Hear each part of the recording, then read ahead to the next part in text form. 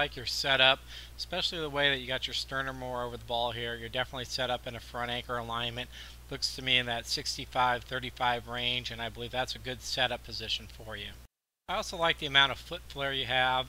In your right foot, it allows you to get a little more turn in the backswing, and you have faster looking hips, it looks like, so the foot flare with your left foot gives your left leg time to post as your hips are rotating open through the shot. Lastly, I like the way it looks like you almost lean left into your front anchor alignment instead of bumping the hips forward a lot and keeping your sternum back. And that's mainly because, as I've assessed, it looks like your sternum line acts as a symmetry player. We can see this in the backswing. As you rotate back, it looks like your sternum almost stays directly over the ball. It does rotate back a hair, but it stays much more over the ball than most golfers.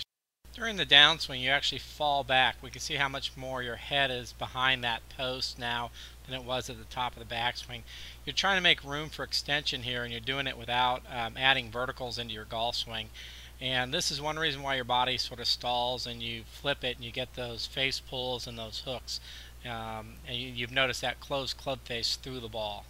From impact to the full finish, it looks like your release or postural angles pretty good from this angle. However, in a second, we're going to see here that you actually stay down in posture until your right arm is parallel to the ground in the follow-through. In general, I'd have to say that your horizontal actions are pretty good in the golf swing. What we really need to do is improve your vertical actions. A little bit more vertical load into the ground, a little better postural release so you can match an extension to that postural release and you can get higher, straighter ball flight.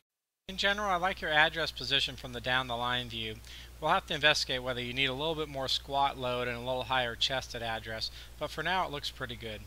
As you get to the top of the backswing, things are set nicely, close to being on plane. You're in a very good position here. In the transition, some people may say you have a slight over the top move. I actually see you just moving from your top set position into your shoulder plane delivery alignment, and I'm fine with that. As you move into impact, we can see how much your arms and the shaft are extended in the shoulder plane zone. It looks really good as far as that's concerned. The only thing I'd like to see is I'd like to see your head release up sooner to make room for a better extension. Once again, in this next segment, we can see how long you stay in posture well into the follow-through, and we need to get that those postural angles releasing a lot sooner if we're going to get a better extension through the ball and improve your ball flight.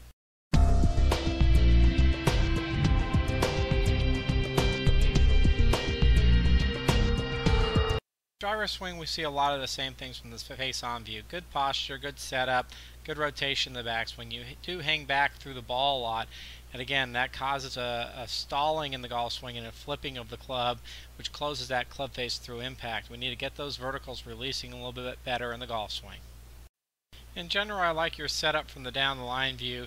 You have a classic closed stance front anchor setup position. As long as your shoulders are square to your ball line, I'm okay with this setup. It allows you to get a better turn in the backswing and get deeper on the inside.